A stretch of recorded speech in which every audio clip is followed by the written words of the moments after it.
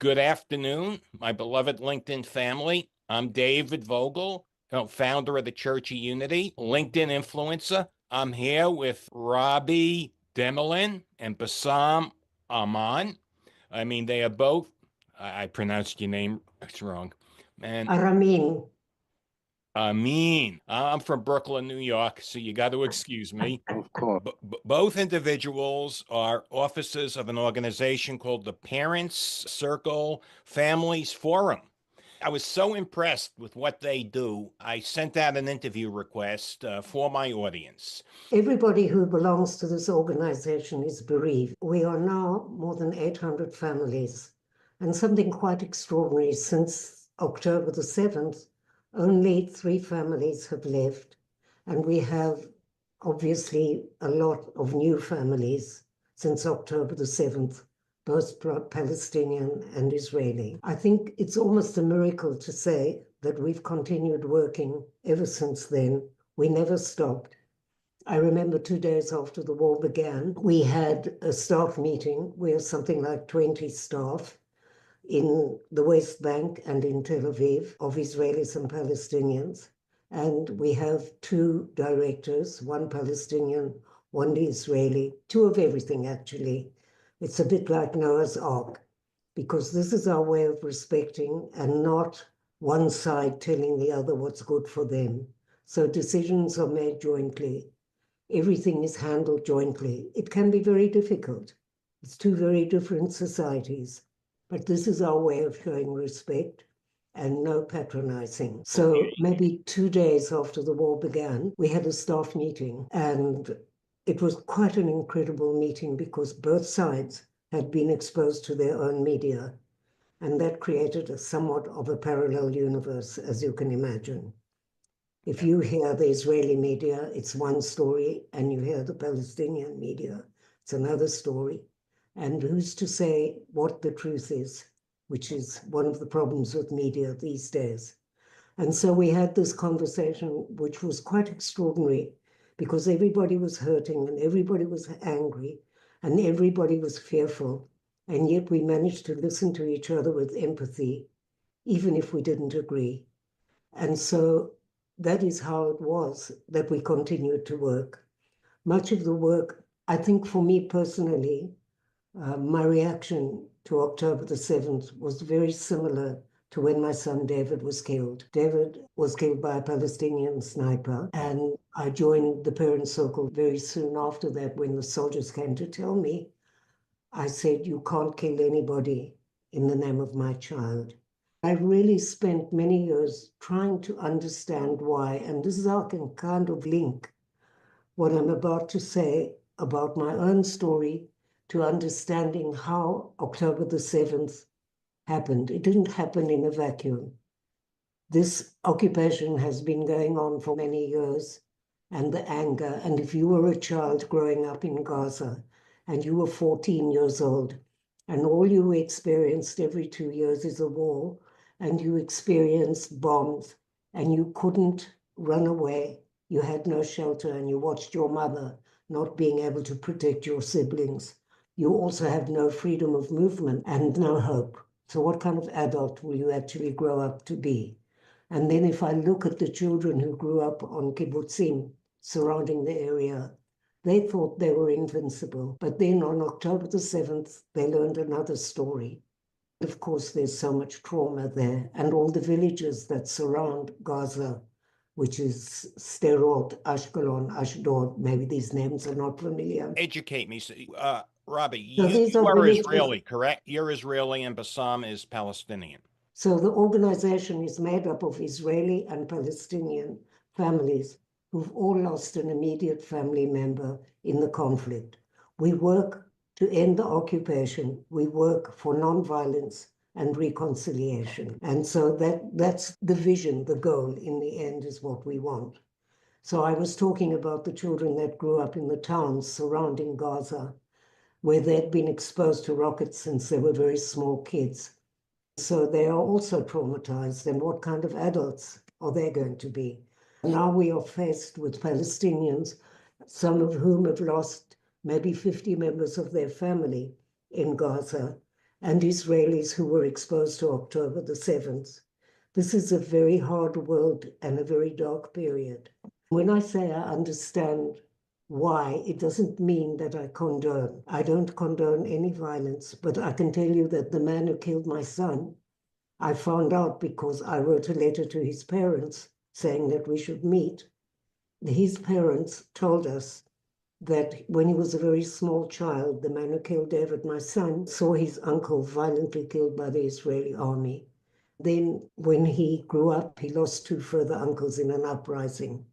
That's the reason, that's what's called taking revenge. Didn't know what revenge is, so he's now spending probably most of his life in jail because they caught him. When you understand why people do things, then maybe you can correct them.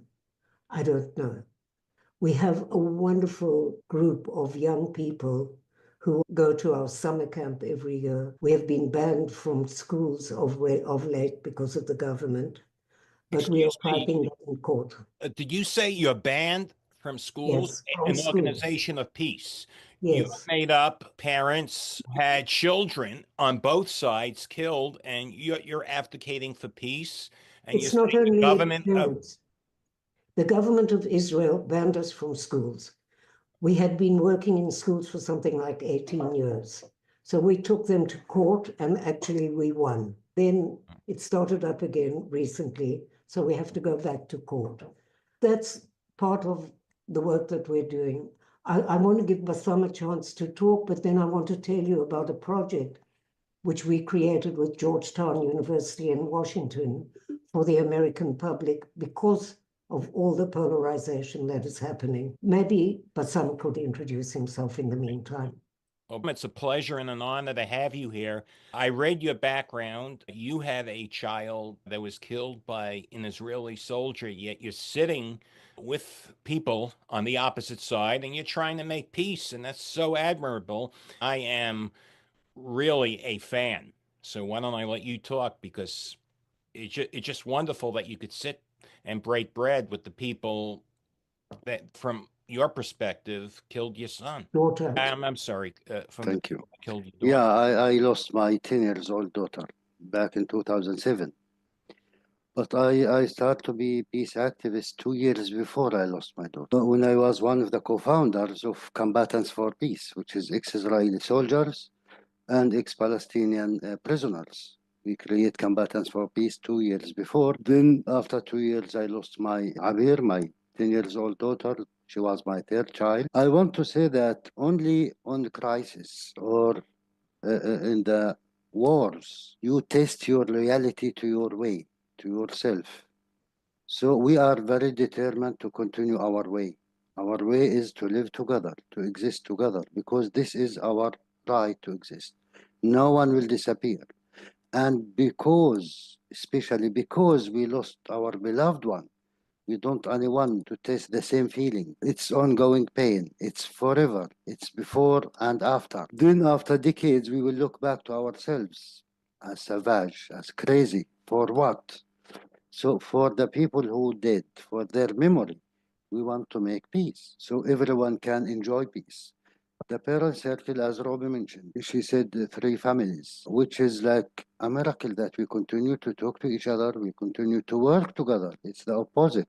We gain more than 80 families, Israelis and Palestinians. Their pain is fresh, just happened now. So this is the humanity. This is our message in the parent circle, that we can be together. We have the same destiny. We do our best, everything we do, so we can look into the eyes of our sons and grandsons that we did our best to achieve peace. And this is what we are doing through a lot of our projects. And their goal is to make a crack in this wall, to spread a message of humanity, that we can live together, we can exist together. It's not a theory. Here we are together, side by side. So you can imagine when Robi mentioned that we are banned from going to the schools as a That's peace unbelievable. organization. Yeah, this is the policy that we face. We are very dangerous. We consider to be fanatic, to be terrorists, to be traitors, because we talk about peace and reconciliation. It's against Excuse the... me. The government is saying you are a terrorist, your Yeah. organization, because you're Yes, advocating for peace? absolutely, yes. Not because I want peace, because I'm a terrorist, because I want to poisoning the minds of the kids. It's against the education system that they never know the other side. So this is also kind of democracy. We cannot ignore that. So this is the difficulties that we face in spite what's going on in Gaza and also the West Bank. We are under direct military brutal occupation with the settlers in the West Bank. They act as gangs, protected gangs. There is no laws. In spite of that, we believe in our way. We believe that as Robi have the right to exist, I have the right to exist, and we are not going to disappear. It's the opposite. For the memory of our beloved one, we must make peace and stop this bloodshed. Oh, you're preaching to the choir. I'm for unity. I'm for peace. I'm an ordained minister. I talk about peace and unity every morning at 7 a.m. And it just amazes me because you're an organization that is made up of Israelis and Palestinians. And you're basically an organization of parents who have a child that was killed, and yet you're sitting together, you're making peace together, and the government of Israeli or the Israeli government is labeling you a terrorist organization. No, they didn't call us a No, terrorist yeah, organization. Okay. Be very careful of what you say. What do they basically So say? what they basically are frightened of us going into a classroom and giving them a message which they would not normally know. If you go into an average Israeli classroom, say of 30, 17-year-old kids, this is the year before they go to the army. And this is probably the first time they ever met a Palestinian in their lives. I know that sounds very strange, but that's the truth. I asked them, who of you have ever met a Palestinian? Maybe 2 or 3 in the class. And who speaks Arabic? Nobody, maybe 1. And who's been overseas? Most of the class. So you see, there's this total cutoff. And that, in the eyes of certain parliamentarians, is dangerous. That we should come and show the humanity of each other. But I really wanted to talk because you have an American audience and because you do what you Yes. do every morning.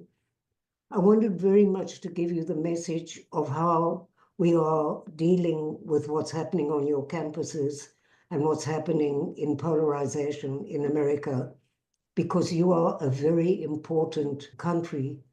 We need a support that isn't an importation of our conflict into your country by you becoming either pro-Israel or pro-Palestine. You aren't helping us by that. You are just creating hatred between Jews and Muslims, even if you don't think you are. That's the end product of the importation of our conflict. And so we had, after October, hundreds and hundreds of people turn to us because we're an organization that brings hope. So we didn't know exactly how to handle all of this because it needs a huge amount of manpower. We couldn't go running around the whole of America all the time to give dialogue meetings. So we have been mentored by Georgetown University for many years. They have been a partner there. It's a wonderful university. So I went with a Palestinian to talk to the World Bank because they have a similar problem of the Jewish staff and the Muslim staff not talking to each other. So they are in Washington, so it meant we could go to Georgetown. When we were in Georgetown, we asked the president if he could help us create an online education program which could be open to the whole public. They agreed. It's not a course, but they did agree, which is wonderful. We have created a program. It's called Listening from the Heart, and it's a program where we filmed 3 dialogue meetings of a Palestinian and an Israeli telling their story, opening it up to question and answer, and there is a manual that goes with it, which actually gives direction to the person who's facilitating a classroom, a synagogue, a church, anything that they want to address. We've been, in the meantime, NYU in New York have become a sort of partner, and we are working together with them. They've just sent a whole group of Palestinian and Israeli young people to Prague, where they have a branch to work together. We have been to Harvard and to Columbia and to all the difficult universities where there were campus problems. Our message works. There is a website. You can open the website. I'd be very grateful if you would put that on your podcast. Okay. It's called Listening from the Heart. From Sorry. the We've been working, actually, the Federation of Teachers in America endorsed the program, which is great because it means we can go to schools and to many campuses, public schools and campuses. That's working very well. I will send you a background of this whole listening from the heart because I think that if people recognize that people like Bassam and I can sit in a room together and look for a way to end this conflict, then surely that should be an example for them. Absolutely. We all want peace. Let me ask you this. What is the solution? We all don't want peace, because if we all wanted peace and we really meant it, there's a price to pay. So, it's all very well. You don't have to, if you live in New Jersey, you don't have to compromise. But peace is not just a word. It's getting up every morning and being determined to do what you can, to understand, to try to make people realize the consequence of war, because people become numbers. Thousands of people have been killed in Gaza, thousands of people also in Israel, many more in Gaza, and many in the West Bank. But I promise you that all the people that are so concerned with the war and want peace wouldn't be able to give you the name of one child who was killed either in Israel or in Palestine. That's for me a very important thing, because we are the consequence of this madness. The new families from October are so filled with enthusiasm to end the war, and that is so admirable because they lost their families. They were talking out to end the war something like 3 weeks after their family were burned to death. Or in Gaza, they lost 60 members of a family with one bombing. So, David, you ask what's the solution? Yes, sir. And before we answer, we need to know what's the problem. If we understand what's the problem, of course, we will talk about the solution. The problem is we have a military occupation, occupy the Palestinian land. The solution only by ending this occupation. Otherwise, believe me, we can continue killing each other another 3,000 years. No one will give up his freedom. No one will give up his dignity, his life. This is the main problem. This is our common enemy, the Israeli occupation. Whatever you call it, we must be free. We must live side by side or together in one state or 2 states or 5 states. Otherwise, we will continue to share the same land as 2 big graveyards to our kids, our families, and our people. Here, the role of the Americans, for example, to stop supporting one side unconditionally against the other side, because they are not helping us and not helping the Israelis. We continue to fight, we continue to die, and the arms dealers, they continue to win and to have more money on the expense of the blood of our children. This is the main point. To stop the occupation, then we can talk about peace. This is the only solution. Otherwise, to manage the conflict, they try to manage it 75 years. It doesn't work. What happened in the 7th of October, as we said, the conflict didn't start there. It's for us another wave. It was unbelievable. No one expected, but we always expect something bad will happen. Something will blow up in our faces as long as we didn't solve this problem. So the Hamas fighters who committed to the attack in the 7th of October, they were 10 and 12 years old back in 2014 when Israel invaded Gaza. Imagine now, we need to invest more and more hatred and more blood and more pain and wait for the next 7th of October. This is the point. Imagine if there is peace between Israel and Palestine. Nothing like this will happen because there is no peace. Don't trust the walls, the electronic walls. It fell down into hours. This is the point. Israel tried to make normalization with Saudi Arabia, with Iraq, with the Arab states, with the Gulf states, but not with the Palestinians. Only the Palestinians can be the guarantee of the Israeli security as a state.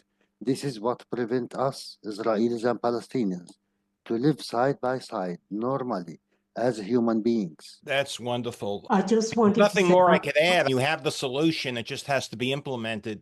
I think it's not only that. I think that there is an extraordinary energy now in America. I keep addressing America because I think that's your main audience. Yes. I can tell you it's very similar all over the world. I look at the students and I say to them, this is the first time that Palestine has actually been on the map for so many years. What if you actually decided to support one of the organizations? It doesn't have to be the parent circle. By the way, we also include children and orphans and brothers and sisters. It's not only parents. But what if they decided to support Breaking the Silence, Women Wage Peace, one of these organizations, and they put all their energy? I'm not even talking about money. I'm talking about moral support.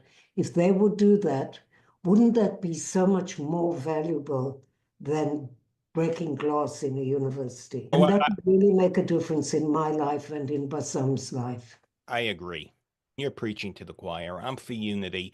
To me, I don't understand. Well, I understand what the fighting is about. It's all about hatred. But your organization, it's all about fear. hatred. People have to forgive. Okay. Bassam. Imagine why the Ukrainians fighting the Russians. In spite, they are very cute, very educated, very nice, very beautiful people. It's not suits the Ukrainians to fight the Russians. It's unbelievable. Yes. Why the Vietnamese fight the Americans? It's not polite. Why the Jews fight the Nazis? It's not suit them. Where is an oppression, there is resistance. It's very normal. It's very human. So during this occupation years, people like us who believe in the end, we need to sit down and talk. Why we need to wait for the end? To lose thousands and thousands of our beloved ones. Let's sit down now and negotiate and agree that to shape the future together, because this is the only way. So yes, it's a create hatred and extremism. This is the problem. In the end, it's a create ignorance. People cannot see the other side. And this is the ignorance, because we are here. And from our side, they are there. We can see them. It's not going to help you if you don't see the other side, because the other side exists. Let us talk to him, deal with him, and again, shape the future with him. I agree. Before we go, is there something you would like to add? Why don't we have each of you just close that in about 60 seconds? So I just wanted to say something about forgiving.